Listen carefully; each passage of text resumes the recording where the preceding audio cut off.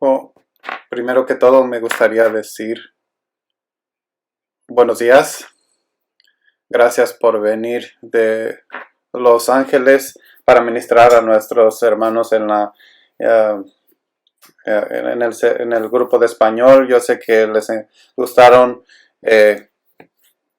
lo que conversaron y eres bienvenido aquí en Hickman y gracias por ministrar aquí. Bueno, buenos días a todos ustedes. Yo no soy el pastor Andrew y él está enfermo esta mañana y tengo la llamada de repente que venía a predicar esta mañana y predicar la palabra de Dios esta mañana, y me da gusto que pueda venir y abrir la escritura. Así que antes de esto los invito a orar conmigo para su santa palabra. Padre, vengo ante ti esta mañana como un pecador que necesita tu gracia continua. Ayúdame, Señor, a proclamar tu palabra con claridad, convicción y confianza, sabiendo que tu palabra no saldrá en vano, que tu palabra no regrese a ti vacía, sino que cumpla todo lo que tú te has propuesto y tenga éxito en las cosas para las cuales tú la enviaste. Por favor, involucra nuestras mentes y abre nuestros corazones para recibir la palabra. En el nombre de Jesús oramos. Amén. Como la mayoría de ustedes saben, el domingo por la mañana hemos estado caminando a través del Evangelio de Juan. Y el mes pasado Andrew predicó un mensaje titulado Debes nacer de nuevo, de Juan 3. Y el texto, Jesús declara, de verdad les digo que al menos de que nazcan de nuevo, no pueden ver el reino de Dios.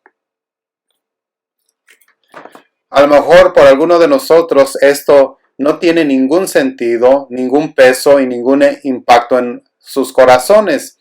¿Qué quiere decir esto? Que no buscar el reino de Dios quiere decir que estás excluido de la bendición de Dios, totalmente separado de su favor,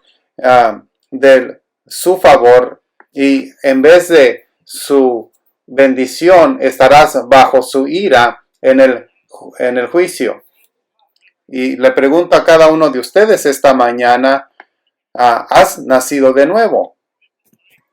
Esta es la pregunta más importante de la vida. Es muy importante que tú conozcas la respuesta. Debes entender la dirección del camino en el que tú vas. Así que, ¿cómo sabes? Hemos sido dichos que debes de nacer de nuevo, pero ¿cómo sé? ¿Cómo sé si verdaderamente he nacido de nuevo? Bueno, no es suficiente declarar, yo pertenezco a la iglesia, así que soy cristiano. No es suficiente responder, oré la oración de los pecadores y pasé al frente, así que soy un cristiano. No basta con decir, tengo una relación con Jesucristo. También el diablo tiene esta relación, simplemente no es muy buena. La realidad es que habrá muchos cristianos profesantes que un día se presentan y van a asumir que están por entrar al cielo y simplemente escucharán la respuesta, retírense, nunca los conocí, y ser hechos al infierno. Estar engañado acerca de tu salvación es el peor engaño posible que puedes tener. No podría haber nada más horrible que estar equivocado acerca de tu destino eterno. Por supuesto, es una tragedia para las religiones falsas y los ateos de igual manera rechazar a Jesucristo e ir al infierno.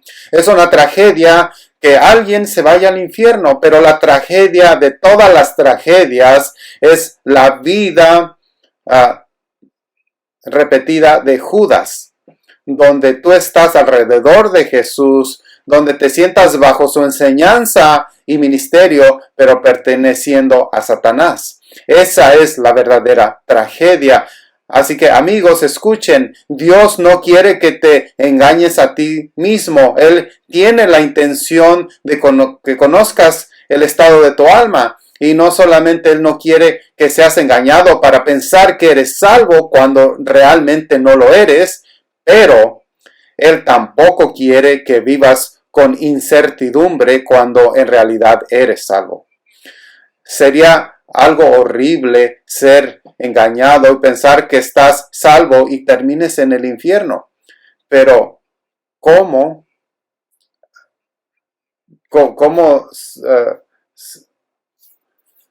¿Qué tan horrible sería? ¿Qué tan horrible sería ir en esta vida y cuestionando tu salvación? Gracias al Señor que la palabra de Dios tiene respuestas y Dios desea que tú vivas con aseguranza y gozo en tu salvación. Así que la carta de 1 de Juan proporciona una serie de pruebas, formas en las que puedes reconocer si has nacido de nuevo o no. Señales que las Escrituras te han dado para evaluar si estás verdaderamente en la fe. La certeza es el propósito principal de 1 de Juan, como dice el discípulo amado de Jesús en el verso 13 del capítulo 5. Estas cosas les he escrito a ustedes que creen en el nombre del Hijo de Dios, para que sepan que tienen vida eterna. ¿No te gustaría saber, estar seguro? Como líder del ministerio estudiantil, la pregunta más común que recibo es: ¿cómo sé si soy salvo? ¿No quieres tú saberlo? Bueno, esta mañana el texto va a aclarar esta pregunta. Si no lo has hecho aún, por favor, abre tu copia de la palabra de Dios en 1 de Juan, capítulo 3, comenzando en el versículo 4 hasta el verso 10.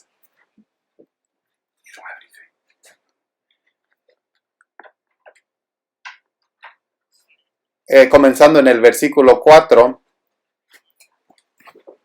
cualquiera que practica el pecado también practica la infracción a la ley. Ustedes saben que Cristo se manifestó a fin de quitar el pecado. Nadie que permanece en él peca. Todo el que peca ni lo ha visto ni lo conocido. Hijos míos, que nadie los engañe.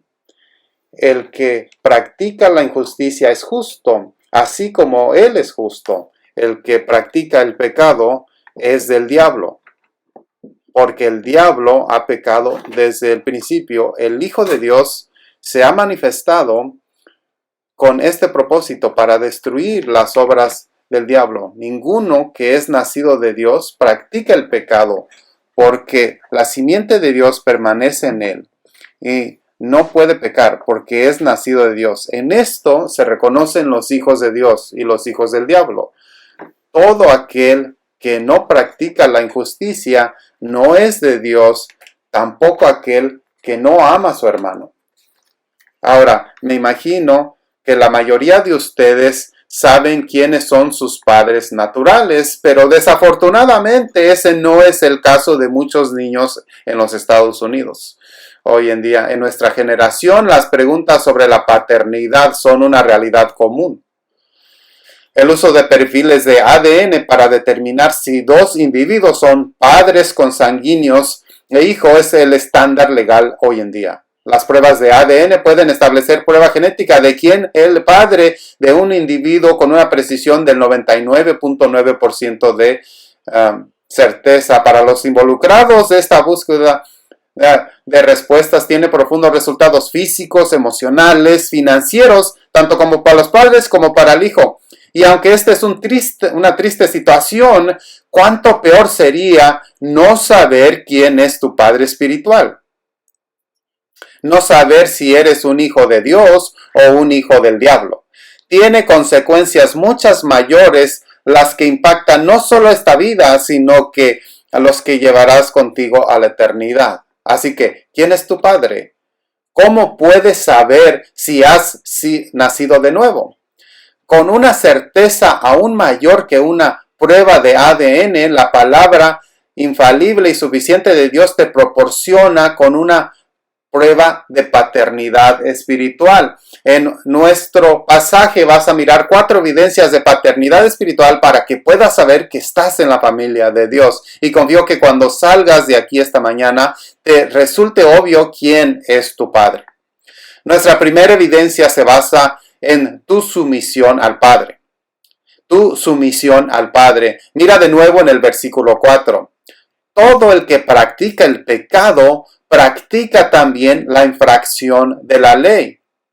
Y el pecado es infracción. La ley en la mente de Juan aquí no es la Constitución de los Estados Unidos, es la ley de Dios, es la expresión de la voluntad revelada de Dios para sus criaturas. Juan no está hablando de perfeccionismo, ya que sabemos que los verdaderos creyentes pecarán. No solo es esa nuestra experiencia, sino que Juan ya está declarado más temprano que si decimos que no tenemos pecado, nos estamos engañando a nosotros mismos y la verdad no está en nosotros. Y luego en el versículo 10, si decimos que no hemos pecado, lo hacemos un mentiroso y su palabra no está en nosotros. Y Juan está yendo tan lejos como para decir que si un cristiano dice que no ha pecado y que no tienes pecado, que ese es un pecado en sí mismo. Y aunque los cristianos genuinos cometen y necesitan confesar el pecado, la clave de nuestro texto es la palabra práctica. Práctica. Esta frase aparece 6 veces en nuestros 7 versículos, por lo que es importante que definamos el uso de la palabra por parte de Juan, comenzando con el versículo 4. Otra vez. Una lección rápida de gramática, y antes de que no te preocupes, esto es el nivel de escuela de hogar, si tú recuerdas esa frase. La palabra práctica está en el tiempo pasado o en el tiempo presente. Correcto. No es practicado, que sería en el pasado, pero el verbo es practica en el tiempo presente. Y esto nos proporciona una comprensión adecuada de lo que Juan está diciendo. Las prácticas son continuas, o en otras palabras son habituales. Así que el versículo 4 podría interpretarse de esta manera. Todo el que habitualmente comete pecado también comete habitualmente infracción a la ley. Están pecando regularmente, continuamente, rutinariamente. La práctica de su vida es anarquía. Hay un patrón ininterrumpido de pecado en su vida. Los falsos maestros de los que Juan está combatiendo en este tiempo eran indiferentes al pecado, descontaban la importancia del pecado y la necesidad de la obediencia. Y los falsos maestros en ese tiempo, como muchos falsos en nuestros días, el día de hoy, minimizan la naturaleza seria del pecado. Y esto es algo que nunca debería ser cierto de un cristiano debido a nuestro amor por nuestro Padre Celestial. La anarquía significa alguien que se rebela contra el derecho del legislador de gobernar a sus criaturas. Habla de la actitud de alguien en vez de sus acciones. La anarquía es vivir como si tus propias ideas fueran superiores a las de Dios. La iniquidad dice, Dios puede exigirlo, pero yo no lo deseo. Dios puede prometerlo, pero yo no lo quiero. La iniquidad reemplaza la ley de Dios con tus deseos contrarios. La anarquía describe a una persona que ha roto una regla con creces, pero más aún ha roto una relación. El viejo dicho de tal palo, tal astilla, es cierto en este caso. Tu estilo de vida revelará tu identidad familiar. Si Dios es tu Padre, entonces te someterás gozoso y humildemente a su autoridad en tu vida, como dice el apóstol más adelante en el capítulo 5:3, porque este es el amor de Dios, que guardemos sus mandamientos, y sus mandamientos no son... ¿qué es lo que el apóstol diría de ti? ¿Quién es tu Padre? ¿Eres tú como el salmista que se deleita en la ley del Señor? ¿Es tu vida una de obediencia o eres un infractor de la ley? ¿Es el patrón general de tu vida uno de crecer en sumisión? No te engañes a ti mismo. Sé sincero en tus respuestas porque te indican seriamente si tu vida se dirija hacia el cielo o hacia el infierno. Si tú no estás convencido de la seriedad de tu pecado, entonces no necesitas a alguien tan radical como un Salvador para salvarte tus pecados. Mientras que en contraste, la vida cristiana es una vida de arrepentimiento y fe continuos. Cuando alguien que ha nacido de nuevo reconoce que ha violado la ley de Dios en acción, en actitud, se alejará de su pecado y se volverá a la cruz de Cristo para encontrar perdón, la limpieza a través de su preciosa sangre. Si tu Padre está en el cielo, no solamente tu vida se caracteriza por sumisión a Él, sino que también serás conformado a la imagen de Jesús. Y esa es la segunda evidencia. La segunda evidencia de tu paternidad espiritual se basa en tu semejanza con el Hijo. Vamos a leer otra vez en los versos 5 al 8. Del 5 al 8. Verso 5. Ustedes saben que Cristo se manifestó a fin de quitar los pecados, y en Él no hay pecado. Todo el que permanece en Él no peca. Todo el que peca ni lo ha visto ni lo ha conocido. Hijos míos, que nadie los engañe. El que practica la justicia es justo, así como Él es justo.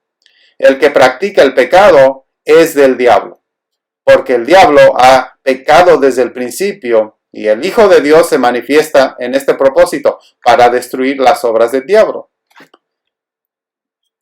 La estrategia de Satanás siempre ha sido hacer que el hombre rebelde piense más alto de sí mismo que lo que debería pensar. La obra de Satanás es tentarnos a rechazar la autoridad de Dios y adorarnos a nosotros mismos.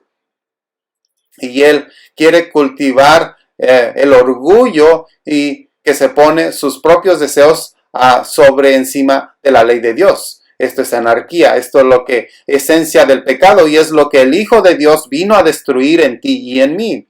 El Hijo de Dios vino a destruir no solo la culpa del pecado, sino que Jesús vino a destruir la práctica del pecado, quebrantar el poder del pecado para que el creyente no viva bajo su control. El Salvador vino a rescatar a los elegidos del diablo, a redimir a un pueblo para su propia posesión. Jesucristo murió para hacer al Hijo de Dios no solo santo posicionalmente, sino también en práctica, para que seamos liberados del dominio del pecado y de la presencia del pecado. Así que el que practica el pecado vive contrario a la misión y a la obra del Señor Jesucristo. Juan nos anima aquí en el versículo 5 a afirmar que Jesús vino a la tierra no solo para perdonar el pecado, sino para quitárselo. Mientras que los que han nacido de nuevo, si Dios es tu Padre, entonces tu vida debería ser una vida de pecar menos. Alabado sea el Señor que no he tenido males dificultades o que pongan a prueba mi vida. Pero lo que me hace desear el cielo es que ya no quiero pecar. Quiero ser perfecto y Dios desea para que nuestras vidas sean perfeccionadas, aunque en esta vida no lo seamos. Jesús no te salva del pecado, pero también te salva a que practiques la justicia. Así que como Él murió en la cruz para transformar a los pecadores, y los que Él ha salvado van a reemplazar el hábito de pecar con el de la justicia. Y si Dios es tu Padre, tu vida debe ser continuamente cambiada para ser más y más a la imagen del Señor Jesucristo, reflejando más y más y más su semejanza. Y continúas alguien que practica el pecado muestra que es un hijo del diablo en vez de Dios. Satanás ha pecado desde el principio y sus hijos continúan viviendo en el pecado porque eso está de acuerdo con el carácter de su padre. Su estilo de vida con su fruto pecaminoso da testimonio a la semilla satánica dentro de ellos. Así que si el pecado habitual es el patrón de tu vida, entonces el pronunciamiento de Juan es claro: salvación nunca tuvo lugar. Si Dios ha hecho una obra de gracia en tu corazón y solo por fe has confiado en Cristo por el perdón de tus pecados, entonces la evidencia de eso debería ser vista en tu vida. No solamente en cómo hablas, sino que también en cómo vives y caminas. Si eres un seguidor de Jesús, tú quieres vivir como Él, quieres hacer lo que Él dice en su palabra, quieres amar las cosas que Él ama y odiar las cosas que Él odia. Quieres ser justo como Él es justo. Así que, ¿qué diría el apóstol de ti? ¿Quién es tu Padre? ¿Juegas con la tentación o huyes de ella? ¿Fomentas esta relación divina a través de la lectura de la Biblia y la oración y la comunión? Cuando tú pecas, ¿sientes una sensación de tristeza piadosa al saber que fue ese pecado y por tú específicamente en particular que Jesús tuvo que morir? ¿O simplemente estás triste por las consecuencias temporales mundanas que enfrentarás? Cuando creemos en Cristo, se nos declara que tenemos una posición correcta ante el Padre debido a lo que el Hijo ha hecho. Los miembros de la familia celestial están unidos al Hijo sin pecado y desearían seguir su modelo de lo que debería de ser al Hijo de Dios. Los cristianos no pueden practicar continuamente el pecado porque Cristo es victorioso sobre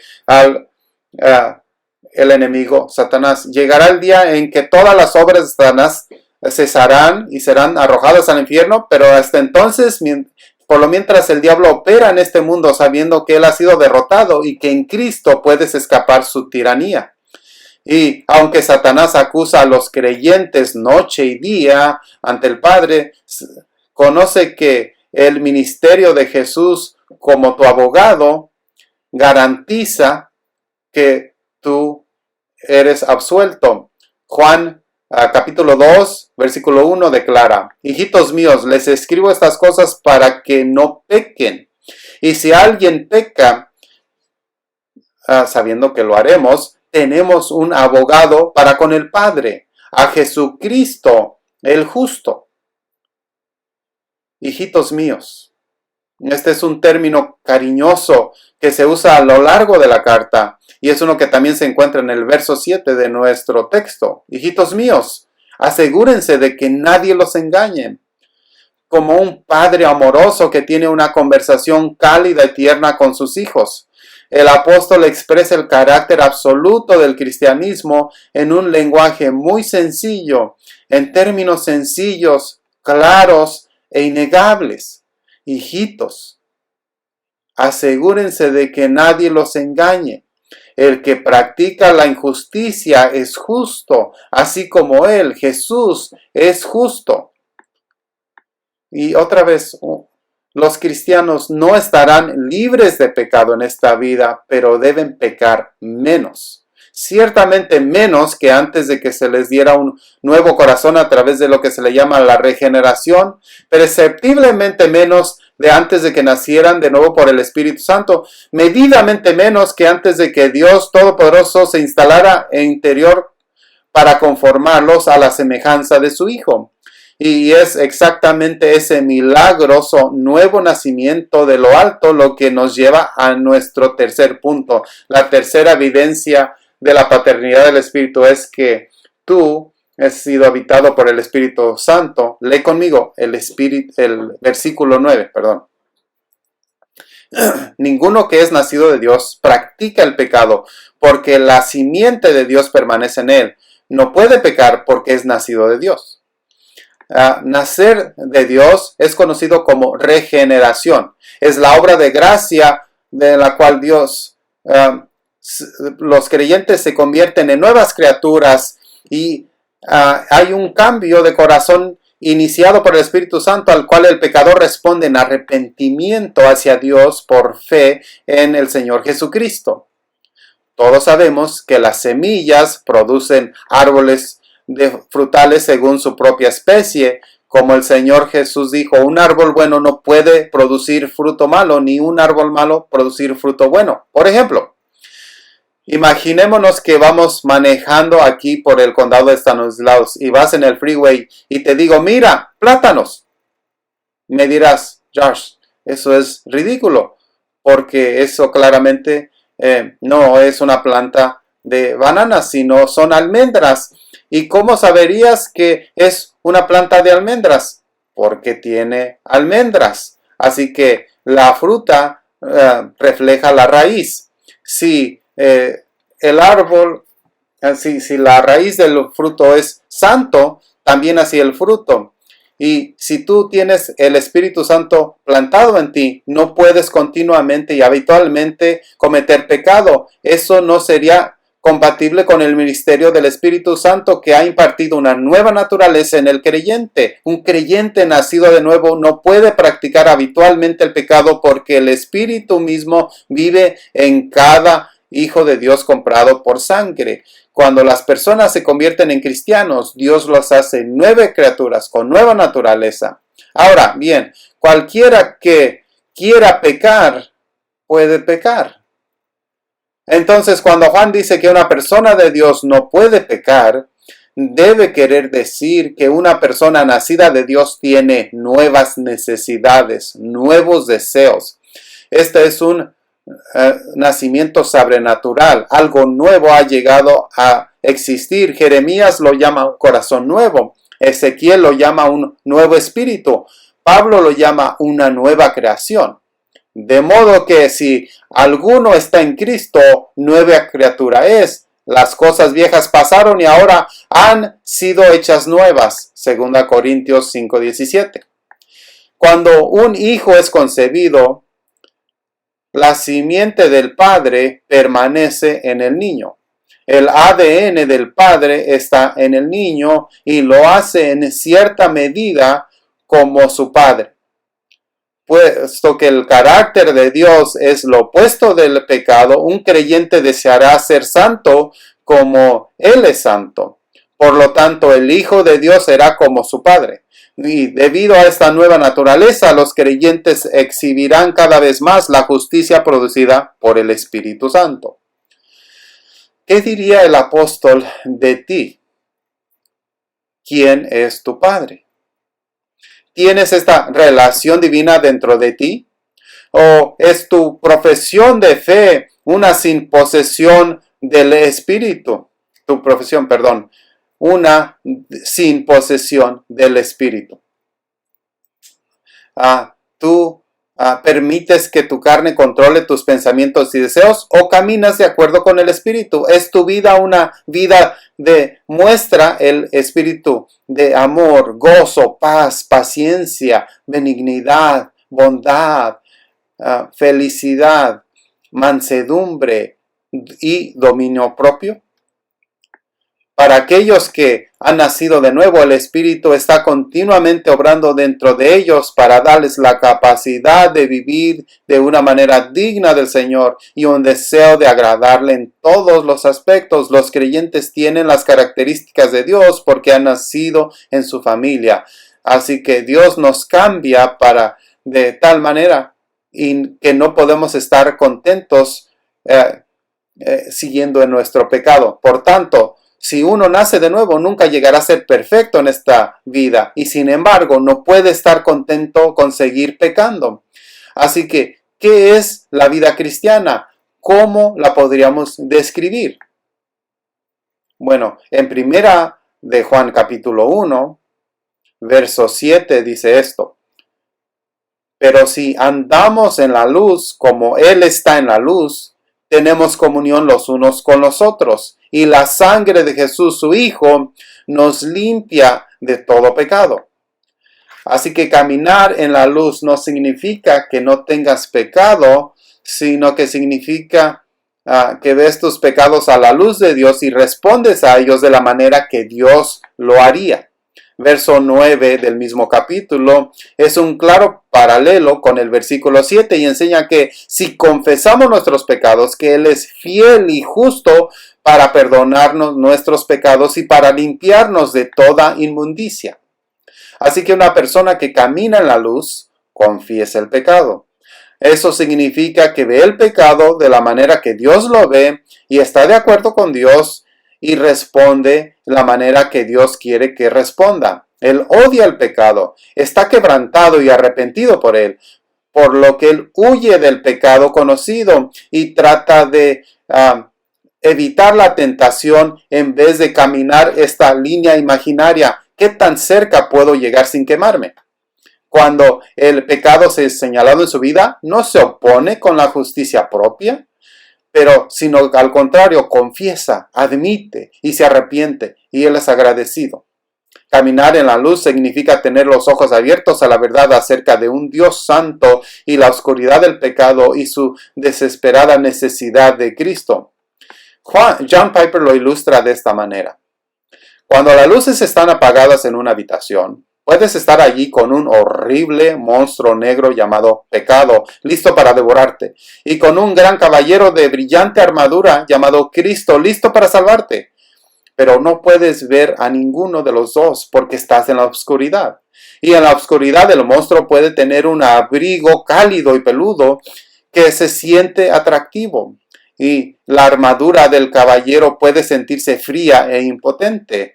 Pero cuando la luz se enciende puedes ver el pecado y a Cristo por lo que realmente son, el pecado como un horrible destructor y Cristo como un glorioso Salvador. Venir a la luz de Dios es lo que sucede cuando naces de nuevo por el Espíritu. El nuevo nacimiento es la obra soberana de Dios en la que Él enciende la luz en nuestros corazones para ver que veamos las cosas de la manera que las ve. Verás a Dios como asombroso en santidad, el pecado como horrible en fealdad y a Jesús como un hermoso Salvador. Te inclinarás ante Dios en adoración y abrazarás a Cristo como tu única esperanza. Si usted ha sido habitado por el Espíritu Santo, el miembro de la familia de Dios no solo se verá claramente en su relación con el Padre, el Hijo y el Espíritu, sino también, por último, en tu relación mutuas. La cuarta evidencia de tu paternidad espiritual se basa en tu amor por el cuerpo de Cristo. Miremos de nuevo a nuestro pasaje, esta vez en el versículo 10. En esto se reconocen los hijos de Dios y los hijos del diablo. Todo aquel que no practica la justicia no es de Dios. Tampoco aquel que no ama a su hermano. El amor por tus hermanos y hermanas en Cristo es una evidencia esencial de tu salvación.